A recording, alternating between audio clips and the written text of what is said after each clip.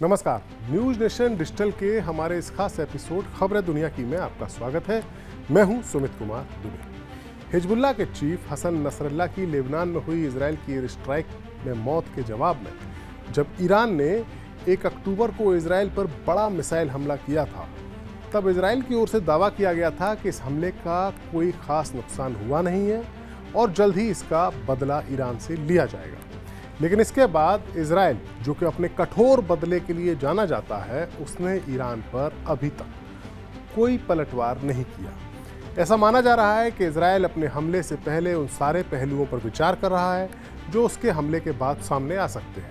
मसलन, अगर इजराइल ने बड़ा हमला किया तो ईरान का पलटवार भी तगड़ा हो सकता है, क्योंकि अब जो खबरें सामने आ रही हैं उनके मुताबिक ईरान के इस मिसाइल हमले ने इजराइल में खौफ भर दिया है, क्योंकि इन 180 मिसाइलों में से कई ऐसी मिसाइलें थी जिन्हें इजराइल रोक नहीं सका था, इंटरसेप्ट नहीं कर सका था, और उनसे जो तबाही हुई संभवतः उसकी जानकारी भी बाहर नहीं आई है। लेकिन उनसे जो वो मिसाइलें जो अपने टारगेट के नज़दीक गिरी, उसने इजराइल को परेशान कर दिया है। अपने आज के इस एपिसोड में हम बात करेंगे ईरान की मिसाइलों ने इजराइल को ऐसा कैसा मैसेज दिया है और इजराइल किस तरह से पलटवार कर सकता है, और अगर इजराइल हमला करता है तो उससे निपटने के लिए ईरान की क्या तैयारी है। लेकिन पहले आपको ताज़ा अपडेट से रूबरू कराते हैं, जिनके मुताबिक इजराइल ने लेबनान में लगातार एयर स्ट्राइक करना जारी रखा है और हिजबुल्लाह में जो नसरल्ला के वारिस सफुद्दीन को जिन्हें बताया जा रहा था, उनको भी संभवतः मार दिया है। खबर है कि शुक्रवार को साउथ बेरूत में इजरायली हमले में साफुद्दीन की मौत हो गई। इस हमले के दौरान इस ग्रुप के लीडर्स के साथ वो मीटिंग कर रहा था। सऊदी अरब के मीडिया आउटलेट अल हदात ने शनिवार को इसके बारे में जानकारी दी। इससे पहले शुक्रवार को इजरायली आर्मी ने बताया था कि उसने बैरूत के साउथ में स्थित उपनगर जो सबब है दहिया, वहां पर हिजबुल्लाह के संभावित नेता सफुद्दीन को निशाना बनाया था। 3 इजरायली अधिकारियों ने शनिवार की सुबह न्यूयॉर्क टाइम्स को बताया कि हमले में सफुद्दीन समेत हिजबुल्लाह के सीनियर लीडर्स की एक बैठक को निशाना बनाया गया था। सफुद्दीन हिजबुल्लाह की कार्यकारी परिषद के रूप में इस ग्रुप के पॉलिटिकल अफेयर्स को संभालता था। वो जिहाद काउंसिल में भी था, जो इस ग्रुप के मिलिट्री ऑपरेशंस का इंतजाम करती थी।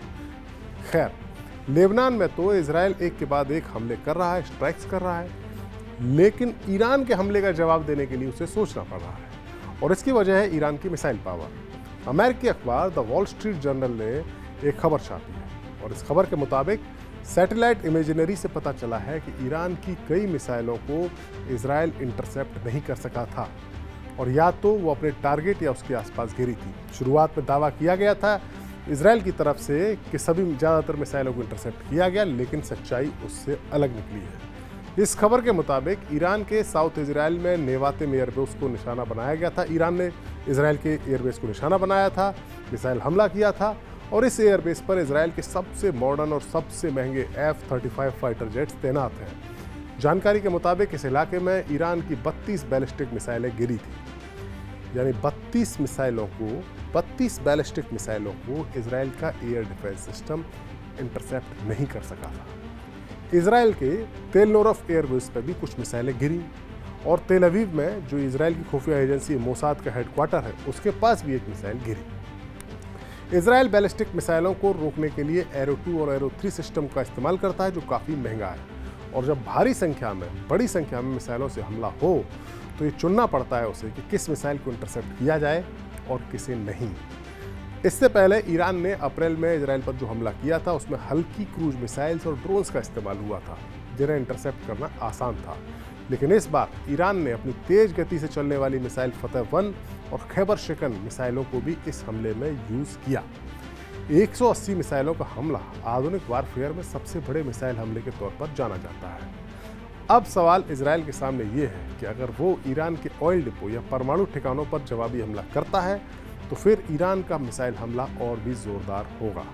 आप देखिए, इस बार इजराइल पर जो हमला किया ईरान ने, वो हमला उसके मिलिट्री अड्डों पर था, चाहे 2 मिलिट्री बेस हो या फिर मोसाद का हेडक्वार्टर। इस तरह के जो टारगेट होते हैं वो वेल डिफेंडेड होते हैं, उनकी सुरक्षा का इंतजाम पहले से ही कोई भी मुल्क करके रखता है। लेकिन अगर इजराइल हमला करता है ईरान पर, उसके बाद ईरान फिर अपने पलटवार में ऐसी टारगेट्स चुनता है, ऐसे नाजुक टारगेट्स चुनता है जिनकी सुरक्षा का इंतजाम ज़्यादा नहीं है, तो फिर वहाँ तबाही मच सकती है। चाहे वो हाइफा पोर्ट हो, चाहे वो इजराइल के एयर डिपो हो, चाहे इजराइल का क्रिटिकल इंफ्रास्ट्रक्चर हो, या फिर तेल अवीव जैसा ज़्यादा पॉपुलेशन वाला शहर हो। क्योंकि अगर इजराइल हमला करेगा तो ईरान भी उस पर जवाबी हमला जरूर करेगा और सिविलियंस की मौत भी इसमें हो सकती है। और अगर सिविलियंस की मौत होती है तो फिर इजराइल को भी ये कहने का कोई हक नहीं है, ईरान पर ये इल्ज़ाम लगाने का कोई हक नहीं है कि वो सिविलियंस की मौत उसके हमले में हो रही है, क्योंकि इजराइल तो खुद गाज़ा में और लेबनान में अपने हमलों में इस सिविलियन को मार रहा है। और तर्क ये दिया जा रहा है कि इन सिविलियन ठिकानों के आड़ में वहाँ पर मिलिट्री अड्डे हैं।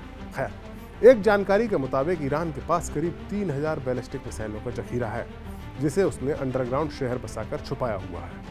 उन्हें नष्ट करना इजराइल के लिए मुश्किल है। साथ ही अगर ईरान के ऑयल और गैस के भंडारों पर हमला होता है तो ईरान भी खाड़ी के उन देशों के ऑयल ठिकानों को निशाना बना सकता है जहां अमेरिका के फौजी अड्डे हैं। इनमें सऊदी अरब, कुवैत, यूएई और बहरीन जैसे मुल्क शामिल हैं।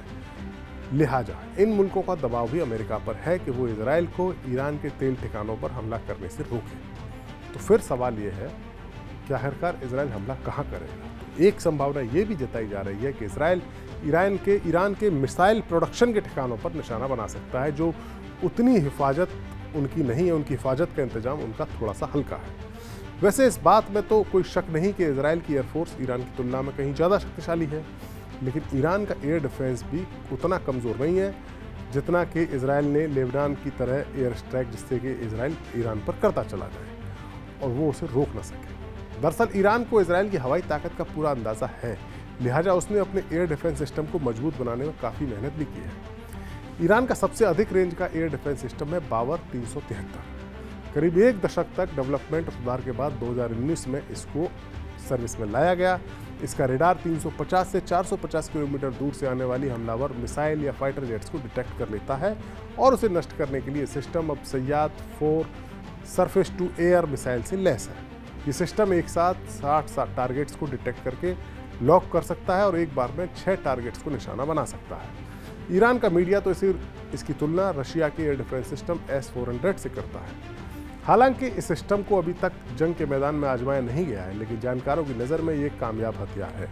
इसके अलावा ईरान के पास रूस का S-300 डिफेंस सिस्टम भी है। साल 2007 में ईरान ने रूस से S-300 एंटी एयरक्राफ्ट सिस्टम खरीदा था, डील की थी, लेकिन अमेरिका और यूरोपीय देशों के दबाव के बाद पुतिन सरकार ने इसकी आपूर्ति में देरी कर दी। बाद में रूस ने ईरान को S-300 की आपूर्ति की और साल 2019 से ही ऑपरेशनल है। 1970 में सोवियत संघ के दौर में इस S-300 सिस्टम को तैयार किया गया था। ये सिस्टम 150 किलोमीटर दूर तक से आने वाले खतरों को डिटेक्ट करके उसका खात्मा कर सकता है। वहीं टोर एयर डिफेंस सिस्टम जो ईरान के पास मौजूद है, वो 16 किलोमीटर की दूर तक के खतरे से निपटने में सक्षम है। ईरान के पास एयर डिफेंस सिस्टम की कई अलग अलग बैटरियां हैं, जिनमें अरमान, सैयाद, खोर्दात 15 शामिल हैं। ये 200 किलोमीटर दूर से अलग अलग ऊंचाइयों से आने वाले खतरों से निपटने में सक्षम है। अजारक्श, माजिद और जुबीन ऐसी छोटी रेंज के मिसाइल डिफेंस सिस्टम है जिनके रहते इजराइल के लिए ईरान को निशाना बनाना उतना आसान नहीं होगा जितनी आसानी से उसने लेबनान में तबाही मचाई है। जाहिर सी बात है, ईरान अब इजराइल के साथ आमना सामना करने की अपनी झिझक को छोड़कर खुलकर मैदान में आ चुका है और इसकी झलक ईरान की ग्रैंड मस्जिद में उस वक्त दिख गई जब उसके सुप्रीम लीडर अयातुल्ला खामनेई ने 5 साल बाद जाकर वहां नमाज पढ़ाई और राइफल हाथ में लेकर पूरी दुनिया के मुसलमानों के लिए इजराइल के खिलाफ एकजुट हो जाने का मैसेज दिया। अब सब कुछ इजराइल के पलटवार पर निर्भर है। अगर उसे ईरान को झटका देना है तो वो देगा, और अगर उससे ईरान को झटका लगता है तो ईरान की मिसाइलें भी इजराइल को झटका देने के लिए तैयार है। हमारा वीडियो आपको कैसा लगा कमेंट सेक्शन में जाइए और अपनी राय हमें ज़रूर दीजिए। नमस्कार।